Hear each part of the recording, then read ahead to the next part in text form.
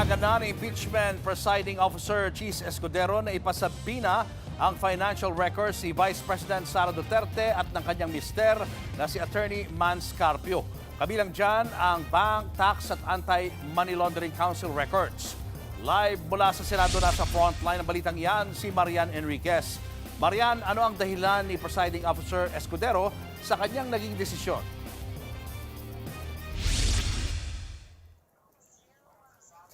Yes, Julius, pinayagan nga ni Senator Cheese Escudero na ipasabina o ipakuha nga itong mga dokumento gaya ng bank, AMLAC at tax records ni Vice President Sara Duterte at ang kanyang asawa si Attorney Mans Carpio maging yung kanilang 19 na mga negosyo. Ito rin kasi na-surpass kumbaga na-commit nung prosekusyon itong test of definiteness at test of relevancy. Nakita po ng Senate Impeachment Court yung kahalagahan ng mga dokumentong ito para nga po sa pagpapatunay ng aligasyon na umano'y nagkamal ng unexplained wealth ang si VP Sara. At nakitaan din nila na may reasonably described o nailarawang mabuti ng prosekusyon yung hinihiling nga na mga dokumento. Nag-qualify si Escudero na hindi po pwedeng magamit yung mga dokumento para maghain ng bagong article or impeachment offense. Gayon man, hindi naman pinayagan na masapina yung foreign currency deposits at sa halip po na 21, yun nga, 19 records lamang o 19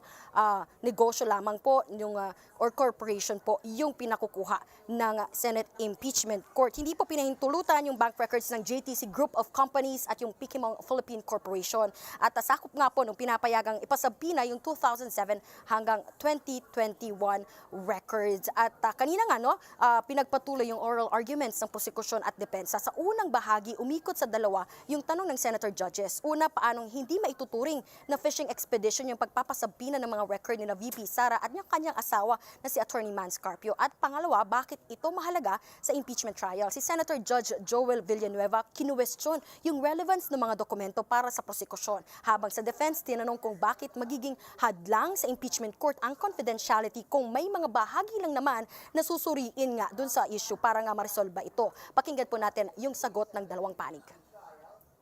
Klarong-klaro po na sinabi mismo ng Korte Suprema na kailangan makita yung buong larawan hindi lamang po ng mga SALN na final ng isang lingkod bayan, kung hindi lahat ng kanyang kinita. We want to see the entire picture. Ang sabina po ang tanging paraan para makuha ng nitong hukuman ang mga kinakailangan po natin na datos at informasyon at dokumento. We are not against transparency. I just want to make that clear, Your Honors. We are not against accountability. Hindi naman porket po that we are all looking for accountability ay transparency, ay isasantabi na lang po natin kung ano ang mga karapatan, hindi lang para sa impeachable officer, pero para kahit sinong Pilipino.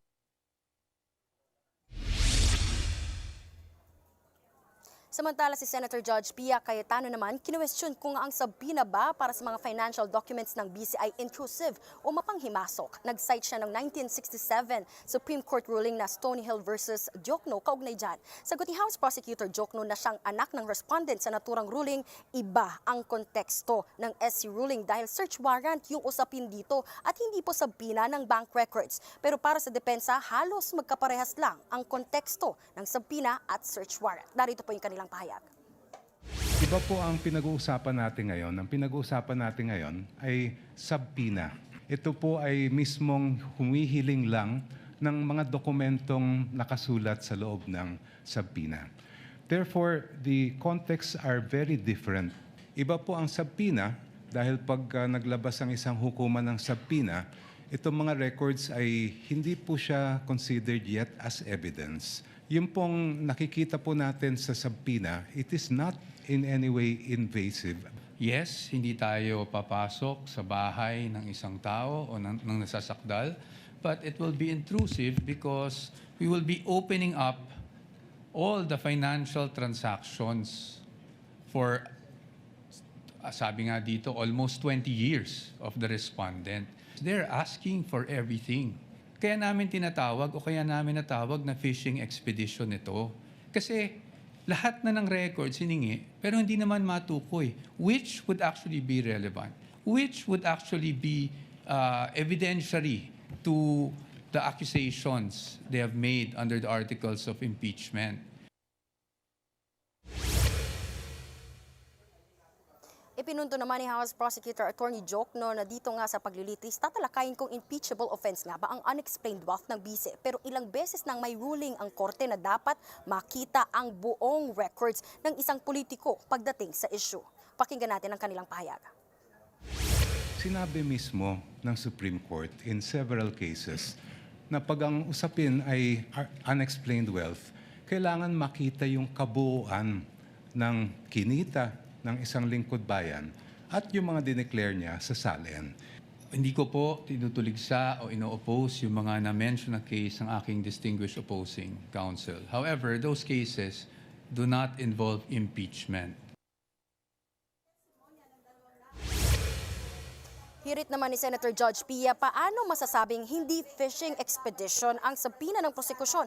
Gayong hindi raw ito naglahad ng ultimate facts o ibig sabihin wala umanong basehan ng alegasyon ng unexplained wealth ng bise.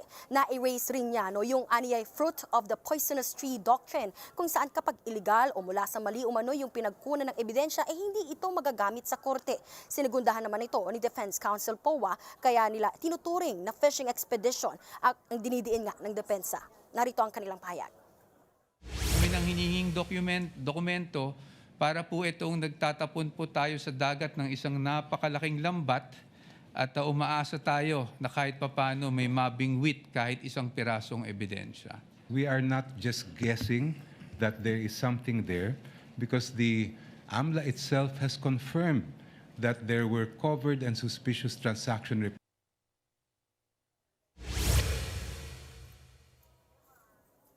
Samantala, Julius, sa July 30 po yung itinakda nga ni Senator Chis Escudero para isumibti ito nga pong mga pinakukuhang dokumento sa Clerk of Court. At samantala, masaya naman yung House Prosecution Panel at tinituring nila nga itong tagumpay, yung ngayong araw na kumbaga grant nga ng Senate Impeachment Court yung kanilang hiling na pasapina yung mga dokumento at mapatutunayan na raw kumbaga na settle na itong argumento ng defense team. Ginigiit nila na walang fishing expedition na nangyari nga po dito sa impeachment na case na inihain nila laban kay VP Sara. Samantala, ayon nga po kanina kay Senator Chis Escudero, humiling daw itong si Senator Rodante Marcoleta na payagan nga siyang bumoto dito sa impeachment trial ni VP Sara. Pero ayon nga po kay Escudero ay na-refer na ito dito sa Senate bilang legislative body at doon nga raw po nila ito pag-uusapan. Yan muna ang latest. Balik sa Julius.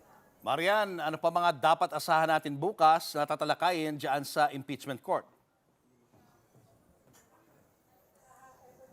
Yes, Julius, bukas nga kaabang-abang daw yung dapat nating abangan ay yung pagharap, pagtestigo nito ni NBI Director Melvin Matibag para pa rin po dito sa pagpapatuloy ng alleged grave threats, yung pagbabantangan ni VP Sara doon sa buhay ni na Pangulong Bongbong Marcos, First Lady Liza Araneta Marcos at dating House Speaker Martin Romualdez. Ayon nga po doon sa prosekusyon, bukod doon sa pag-corroborate ng mga nauna na nga pong testimonya nitong dalawang testigo mula po sa NBI, meron daw pong malalaki pang sasabihin bagong impormasyon. Ito pong si Director Matibag. Balik sa iyo, Julius. Maraming salamat, Marian Enriquez. Mga kapatid, Julius Babaw po. Para sa komprehensibo at makabuluhang balitaan at talakayan, mag-follow at mag-subscribe na sa social media pages ng News 5.